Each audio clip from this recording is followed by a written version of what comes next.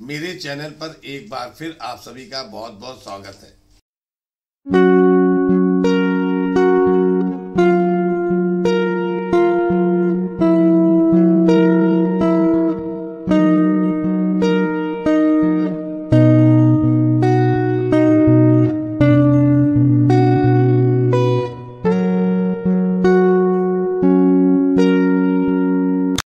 ये वीडियो मैं आपके लिए क्लासिफिकेशन ऑफ ट्रैक रिन्यूअल का लेके आया हूं।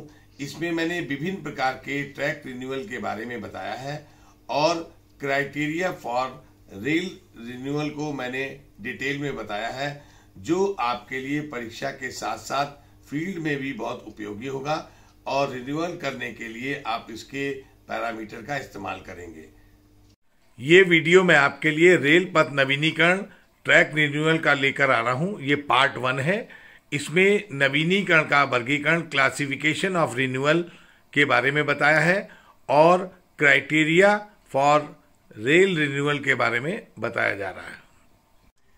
ए, नवीनीकरण का वर्गीकरण, क्लासिफिकेशन ऑफ रिन्यूअल।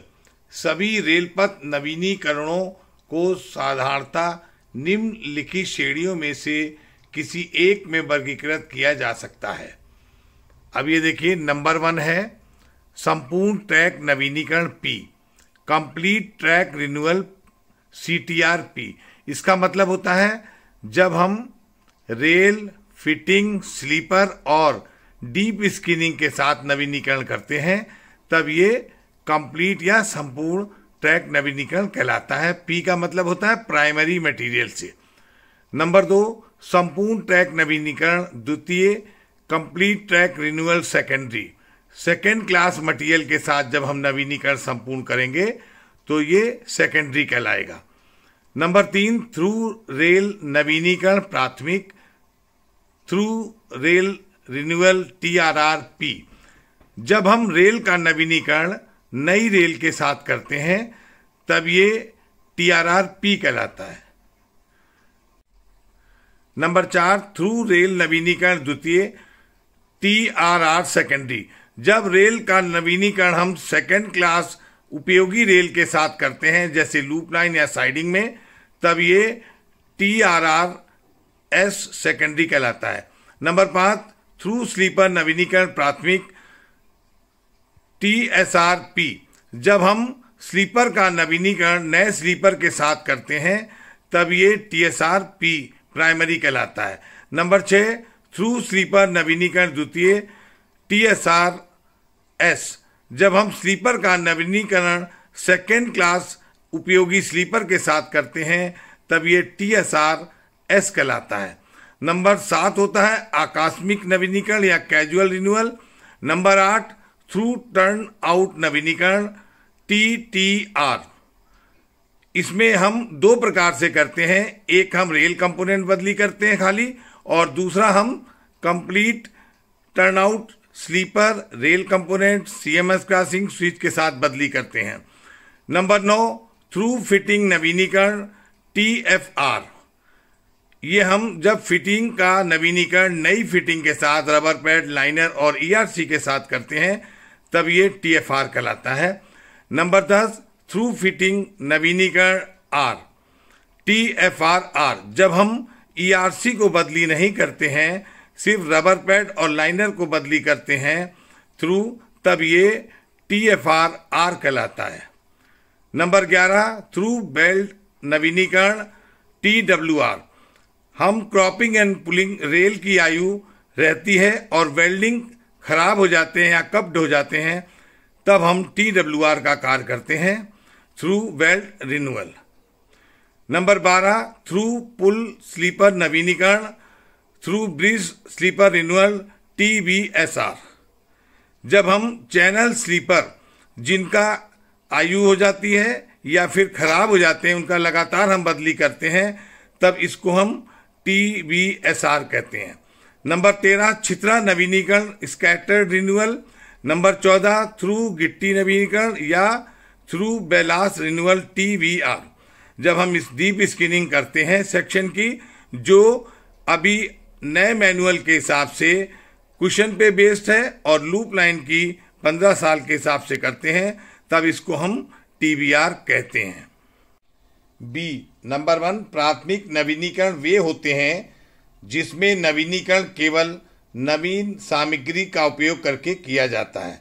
नंबर 2, द्वितीय नवीनीकरण वे होते हैं जिसमें नवीनीकरण दूसरे स्थानों से निकली हुई उपयोगी सामग्री का उपयोग करके किया जाता है। नंबर सी है छितरा नवीनीकरण। इसमें कुछ अनुपयोगी रेलें, स्लीपर और फिटिंग को अनुरूप उपयोगी तथा उसी आयु विंटेज के रेल पथ अवयवों या कंपोनेंट से बदली किया जाता है। ऐसा कार्य आइसोलेटेड छुटपुट स्थानों पर किया जाता है। एक वर्ष में एक गैंग की बीट में 10 रेलें अथवा 250 स्लीपरों तक सीमित रखा गया है। जैसे हम टूटे स्लीपर बदली करेंगे तो वो 250 स्लीपर तक होना चाहिए गैंग की बीट में, और रेलें यदि हम बदली करते हैं, पिटेड रेल हो या कोई डिफेक्टिव रेल हो, तो 10 रेलें, इसको हम छितरा नवीनीकरण के अंदर लाते हैं। ऐसे नवीनीकरण सामान अनुरक्षण कार्यों के ही भाग माने जाते हैं। मतलब जैसे हम थ्रू पैकिंग करते थे तो मटेरियल का जो रिप्लेसमेंट करते थे वो छितरा नवीनीकरण ही होता है। डी आकस्मिक नवीनीकरण। इसमें अनुपयोगी रेलों, स्लीपरों व फिटिंग को तथा समान सेक्शन जैसे 52 का या 60 का है के लगभग उसी विंटेज के उपयोगी अथवा नए रेलपथ अवयवों या कंपोनेंट से बदल दिया जाता है। ऐसे अलग अलग आइसोलेटेड स्थानों पर लगातार परंतु कम लंबाई के विस्तार या स्ट्रेचेज में किया जाता है। ऐसे नवीनीकरण सामान अनुरक्षण कार्यों के भाग नहीं माने जाते हैं और आकस्मिक नवीनीकरण को छितरा नवीनीकरण के अंतर्गत भी शामिल नहीं किया जा सकता है। ई है थ्रू फिटिंग नवीनीकरण आर। इस प्रकार के थ्रू फिटिंग नवीनीकरण में ERC को बिना बदली किए केवल लाइनर, GRSP या CGRSP का नवीनीकरण किया जाता है। मतलब जैसे हम TFR करते हैं और ERC को नहीं बदली करेंगे कि उसकी कोडल लाइफ नहीं हुई है या खराब नहीं है टो लोड के हिसाब से, तो ये TFR कहलाएगा। ये देखिए, हम आपको एक ट्रैक डायग्राम दिखा रहे हैं। इसमें हमने रेल दिखाई है। गेज 1673 mm है। रेल को नंबर 1 से, फिटिंग को नंबर 2 से, स्लीपर को नंबर 3 से, बैलास्ट नंबर 4 से और स्लीपर के नीचे कुशन को दिखाया है 5 नंबर से, फॉर्मेशन कटिंग को दिखाया है। जब हम सिर्फ रेल को जैसे बदली करेंगे तो वो TRR कहलाएगा, फिटिंग को TFR कहते हैं, और यदि हम स्लीपर सिर्फ बदली करते हैं इसमें तो वो TSR कहलाता है। बैलास्ट क्लीनिंग या हम डीप स्किनिंग करेंगे तो वो डीप स्किनिंग कहलाएगी। और जब हम एक बार में सभी कंपोनेंट रेल, स्लीपर, फिटिंग और डीप स्किनिंग को एक साथ करेंगे तो वो हमारा CTR कहलाता है। नंबर 1, रेल नवीनीकरण का मापदंड। Criteria of rail renewal. Rail का नवीनीकरण निम्न मदों पर विचार करके किया जाता है। ए है रेल फ्रैक्चरों विफलताओं की घटनाएं, incidence of rail fracture failures. B है रेलों का घिसाव, वियर ऑन रेल्स। सी है रेल पथ को निर्धारित मानकों में बनाए रखने की क्षमता, maintainability of track to prescribed standard. D है रेल पर गुजरने वाले ट्रैफिक GMT के अनुसार सेवा काल, expected service life in terms of GMT of traffic carried. E है योजनाबद्ध नवीनीकरण, plan base renewal. Number A, rail फ्रैक्चरों विफलताओं की घटनाएं। नंबर 1 है रेल नवीनीकरण की प्राथमिकता उन सेक्शनों में होगी जहां पर एक वर्ष में 10 किलोमीटर में 5 रेलें बदली जाएं जो रेल फ्रैक्चर फेलियर या USFD टेस्टिंग में निकाले गए डिफेक्टिव IMR रेल की हों। यदि फिश प्लेट वेल्डिंग जोड़ों पर रेल का फेलियर अधिक हो तो टीआरआर करेंगे। नंबर 2, थ्रू रेल नवीनीकरण उन स्थानों पर भी प्रस्तावित किया जाएगा जहां पर प्रति ट्रैक किलोमीटर में 30 से अधिक डिफेक्टिव वेल्डिंग जोड़ होंगे। ट्रैक किलोमीटर से तात्पर्य यह होता है कि दोनों LH/RH में 30 से अधिक डिफेक्टिव वेल्ड जोड़ होंगे। ऐसे सेक्शन जिसमें 30 या 30 से अधिक डिफेक्टिव वेल्डिंग जोड़ प्रति ट्रैक किलोमीटर में होंगे तो उस सेक्शन को टीआरआर के लिए प्रस्तावित किया जाएगा। रेल पथ नवीनीकरण। इस स्लाइड में हम आपको रेल नवीनीकरण का मापदंड क्राइटेरिया ऑफ रेल रिन्यूअल को डिटेल में बता रहे हैं। रेल नवीनीकरण का मापदंड क्राइटेरिया ऑफ रेल रिन्यूअल का हमने पहले स्लाइड में दिखाया है। खा रेल पर घिसाव, वियर ऑन रेल। नंबर 1 है रेल सेक्शन घट जाने की सीमा, limiting loss in rail section. Rail नवीनीकरण की सिफारिश तब की जाएगी यदि रेल सेक्शन में कमी निम्न दिए मापदंडों के अनुसार होगी। ये देखिए हम आपको टेबल दिखा रहे हैं। रेल सेक्शन है, सेक्शन की कमी परसेंटेज में, वजन केजी पर मीटर है, टीआरआर प्रस्ताव के लिए कमी। 52 केजी रेल का सेक्शन है, 6% इसमें होती है। 51.89 इसका स्टैंडर्ड वेट है। 51.89 इंटू 6 ये आता है 3.113 केजी।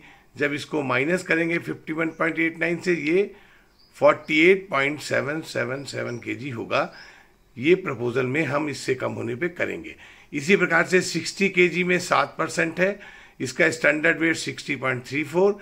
60.34 इंटू 7% 4.224 केजी, और ये 60.34 से माइनस करने पर 56.116 केजी होने पर हम प्रस्ताव करेंगे।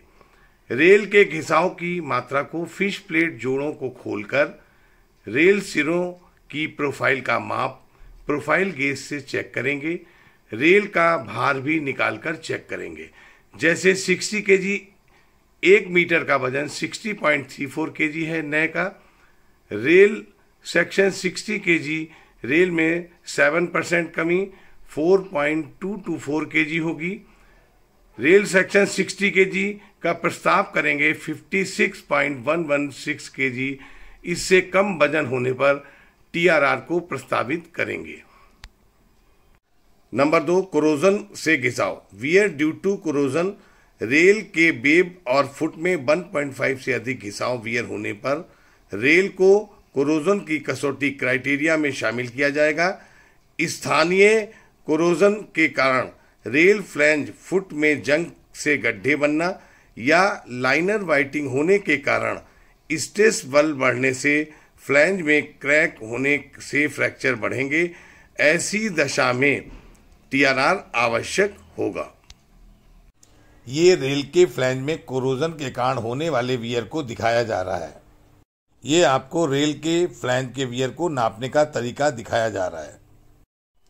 नंबर 3, वर्टिकल घिसाव, वर्टिकल वियर। अब ये देखिए हमने इसको एक टेबल में दिखाया है। वर्टिकल घिसाव को या वियर की सीमा होती है rail section 60 KG, vertical wear की सीमा 13 मिलीमीटर है और 52 केजी में ये 8 मिलीमीटर होती है। अब ये फिगर में देख लीजिए आप, चित्र में नई प्रोफाइल है, घिसी प्रोफाइल है। 51 इसकी मोटाई होती है हेड की।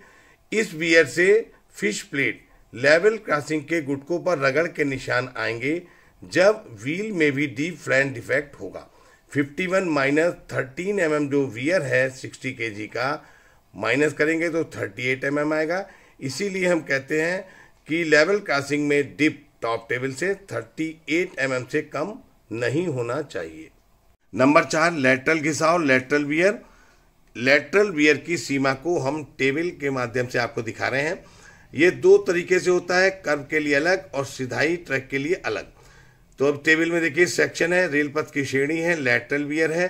कर्व में ए बी रूट के लिए 8 mm, सी डी रूट के लिए 10 mm होता है। सीधी ट्रैक में ए बी रूट के लिए 6 mm और सी और डी रूट के लिए 8 mm होता है। ये एक चित्र में हमने दिखाया है लेटरल वियर को। ये नई प्रोफाइल है, ये घिसी हुई प्रोफाइल है लाल कलर से। ये लेटरल वियर को रेल के टॉप टेबल से 13 से 15 मिलीमीटर नीचे रेल प्रोफाइल गेज से नापते हैं। इस चित्र में गोलाई ट्रैक में रेल के हेड में होने वाले लेटरल वियर को दिखाया जा रहा है। ये सीधे ट्रैक में रेल हेड के लेटरल वियर को दिखाया गया है। रेल पथ को निर्धारित मानकों में बनाए रखने की क्षमता, maintainability of track to prescribed standard. ऐसे मामले हो सकते हैं जिनमें निम्नलिखित कारणों से रेल का नवीनीकरण जरूरी हो जाता है। नंबर 1, रेल पथ के अनुरक्षण में अतिरिक्त लेबर लगाने पर भी रनिंग गुणवत्ता घटिया रहती है। नंबर 2, रेल पथ के किसी भी भाग को सुरक्षित दशा में बनाए रखने के लिए उसमें लगने वाली लागत असंगत होती है। नंबर 3, यदि रेलें हॉगिंग, बैटरिंग, स्कैबिंग व व्हील वर्न पिटेड होंगी तो रेल पथ की रनिंग गुणवत्ता को प्रभावित करेंगी, तब भी नवीनीकरण का प्रस्ताव किया जाएगा। ये पिटेड रेल का चित्र हम आपको दिखा रहे हैं। ये एक प्रकार का रेल का डिफेक्ट होता है। शैलिंग एक प्रकार का रेल का डिफेक्ट है और ये गोलाई ट्रैक में होता है। नंबर घ, नवीनीकरण जीएमटी के अनुसार सेवाकाल पर renewal consideration of service life in terms of total GMT carried.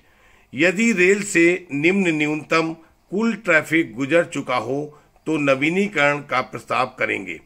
ये देखिए, हम टेबल में आपको दिखाया है। रेल सेक्शन है, कुल जीएमटी पास होने पर 72 यूटीएस रेल के लिए और 92 यूटीएस रेल के लिए रूट जिस पर आरजीएम चलती है, रेल ग्राइंडिंग मशीन। 60 केजी के लिए 550, 800 और 1000 जीएमटी होगी। 52 केजी के लिए 350 और 525 जीएमटी होगी। IRPWM 2020 की करेक्शन स्लिप 2 के अनुसार जहां पर रेल ग्राइंडिंग मशीन चलती हैं वहां पर 60 केजी 90 यूटीएस की सर्विस लाइफ 1000 जीएमटी होगी। इसके अलावा सभी महत्वपूर्ण पुल, ऐसे पुल जिनके बैंक की ऊंचाई 5 मीटर से अधिक हो तथा उनके दोनों तरफ के 100 मीटर अप्रोच पर तथा सुरंगों और उनके दोनों तरफ के 100 मीटर अप्रोच पर रेल की सर्विस लाइफ कुल जीएमटी की आधी होगी। जैसे 800 जीएमटी है तो 800 डिवाइडेड टू 400 जीएमटी ब्रिज, उसके अप्रोच, टनल और उसके अप्रोच पर होगी। नंबर 9 है योजनाबद्ध नवीनीकरण, प्लान बेस्ड रिन्यूअल। ट्रैक का आधुनिकीकरण के उद्देश्य से कुछ चयनित मार्गों पर शीघ्र अवधि में पूर्व निर्धारित योजना के अनुसार नवीनीकरण किया जा सकता है। मतलब जहां पर उसका नवीनीकरण ड्यू है या जीएमटी बढ़ गई है या फिर हमारा ट्रैफिक बढ़ने के कारण उसका अगर हम नवीनीकरण करेंगे, भले ही वो पूर्व नवीनीकरण प्री मैच्योर्ड रिन्यूअल क्यों ना हो। मतलब उसका अगर ड्यू भी नहीं है और अगर हम करते हैं तो इसको हम योजनाबद्ध नवीनीकरण कहते हैं। नंबर 4 है विशेष ट्रैक घटकों जैसे एससीजे ग्लूट ज्वाइंट का नवीनीकरण। IRPWM 2020 के अनुसार नंबर 1, एससीजे के नवीनीकरण की योजना तब बनाई जाए जब वे इस स्तर पर खराब हो जाएं कि वांछित उद्देश्य की पूर्ति में असमर्थ हो। नंबर 2 है IRPWM 2020 की करेक्शन स्लिप 2 के अनुसार 6 मिलीमीटर वाले 60 केजी T2572 ग्लूट ज्वाइंट की सर्विस लाइफ 400 जीएमटी किया गया है। बाकी ग्लूट ज्वाइंट को खराब होने पर बदली किया जाएगा। इसका अगला पार्ट जरूर देखें। अब इसको जो है आप स्क्रीनशॉट ले लीजिएगा, ये आपके लिए बहुत ही उपयोगी होगा। मेरे वीडियो को देखने के लिए बहुत बहुत धन्यवाद। मेरे वीडियो को लाइक करें, शेयर करें और कमेंट्स करें। मेरे चैनल को यदि आपने सब्सक्राइब नहीं किया है तो सब्सक्राइब करें। पुनः धन्यवाद।